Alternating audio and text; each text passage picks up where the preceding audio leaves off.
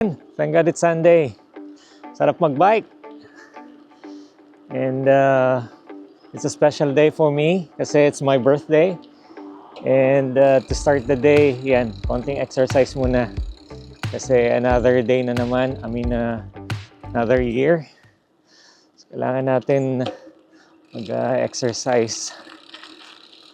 So, ayun, sinimulan ko muna yung araw ng quick 30 minutes to 45 minutes cycling. And then later, magmas lang kami ng family. Meron kaming church choir service. And yun, konting salo-salo with the church choir community na mga friends na namin dito. And yun, medyo ngayon, magandang araw. I think maximum temperature is 27 degrees. Spring na. No? Pero malamig pa rin sa umaga. I think right now probably 18 degrees siguro. Or less, maybe 15 degrees. Tirik yung araw pero yan, malamig pa rin.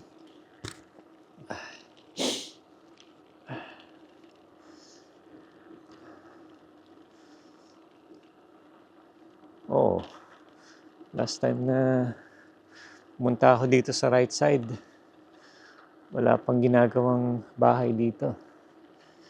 Ngayon, meron na.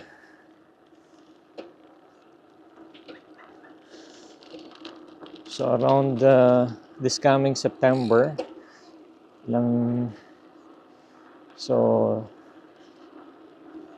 years. 3 years na ako nagstay dito. 3 years namin nagstay dito sa Gosnells. Bilis ng panahon.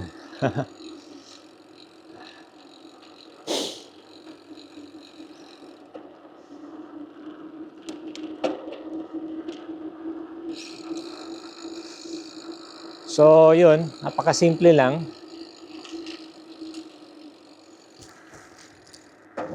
Nothing special. So, konting salo-salo lang kami with our friends. Sa park lang, no? Lit yung bahay eh. Kaya, konting salo-salo lang kami sa park. Ayan, yan ang environment dito sa area namin. Tahimik. So, 7 o'clock in the morning. Walang katao-tao. Asan kaya ang mga tao?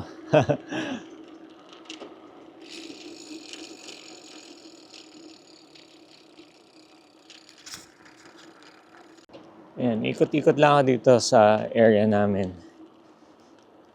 So, hindi naman kailangan na lalayo pa. So, para madaling makabalik din.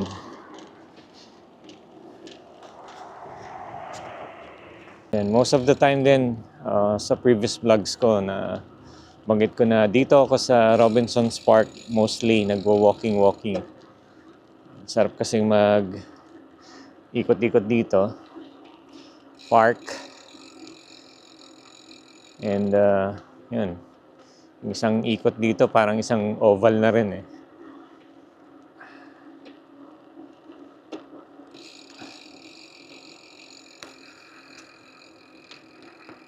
On my previous vlogs guys, no, nabanggit ko na yung about sa maraming ganap sa Pilipinas. Especially sa mga flood control projects. Ganap in a bad sense. So, and I think if I'm not mistaken, I've heard na merong protest today, September 21 sa Manila, no? And I even heard the president saying na is encouraging everyone to voice out their sentiments, no, dito sa corruption sa Philippines as long as maging peaceful protest. Oo nga naman, no? So I'm not sure kung lahat ng Filipinos are into those news and things, no? Pero awan ko lang, no? Nakakalungkot lang kasi, no? Yung Philippines being a third world country, tapos malalaman mo pa na yung taxpayers funds napupunta lang kung kani-kanino. So maliit na nga yung budget for infrastructure, pero nakukurakot pa. Sad reality. But yun, I guess it's about time. Sana may managot, sana may makulong, and let it serve as a lesson for everyone.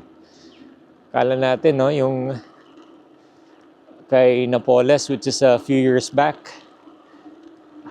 kala natin na learning lesson na sa kanila yon. Pero apparently hindi pa rin, no? Yun ang nakakalungkot dito. Subaybayan ko kasi yung sa Senate hearing. No, kala nila walang katapusan. So yung mga nakurakot nila, pinatalo lang sa casino. So imagine, ibig sabihin na kala nila overflowing yung money. Kala nila walang pupuna sa kanila. So anyway, hopefully this would serve as a lesson for everyone. So sabi nga nila, maraming magagaling and matatapat na government employees, pero meron talagang ibang rogue. Katulad nito mga district engineers na to sa Bulacan, etc. Anyway, hopefully, no, fingers crossed, sana magkaroon ng change. Medyo corny mang sabihin, pero totoo naman na habang may buhay, merong hope, may pag-asa. So anyway, sana ito na yung last na maririnig natin may mga ganito. Ang problem kasi sa ganitong mga situation is nasa system na, no? Even dun sa mga mababang yung pangungupit, minsan parang naging sistema na. And kala nila nung iba walang pupuna, and buti na lang ganito, may expose na ganito. Kaya lang nakakalungkot, no? Kung hindi pala na-expose, tuloy-tuloy lang sila. Tuloy-tuloy lang yung corruption. Tuloy-tuloy lang na hindi magkaroon ng mga flood projects, no? Nagiging ghost projects yung supposedly it would alleviate yung flood situation, no, each year. Pero nakukurakot lang pala, nagiging substandards yung mga projects. Imagine. Well, let's see. Tingnan natin kung anong mangyayari sa protest today. So, actually narinig ko lang kay my loves. But haven't seen any, and also narinig ko rin dun sa isang press conference ni President. I have not seen any post regarding the protest. Anyway, yun nga, sana at the end of the day may ma-achieve naman. Karoon ng changes na matagal nating inaasam-asam sa Pilipinas.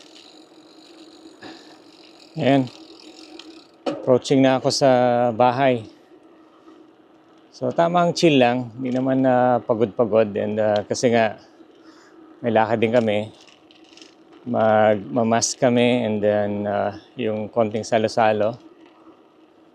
And yun, tingnan natin kung ano pang meron after lunchtime. So, yun lang naman dito ang routine namin. Napakasimple lang. Mas simple pa. And compared na kung nasa Philippines. So, yun naman ang ano kasi dito, no? Sa ibang bansa, not necessarily nasa ibang bansa ka, pero mas garbo. I would say na sa Philippines, parang mas ano pa, mas garbo pa. But yan, depende naman kasi. So, iba-ibang situations naman per family. Ayan, I'll call it a day sa pagbabike. So, yan, at least pag-exercise kahit konti. It's better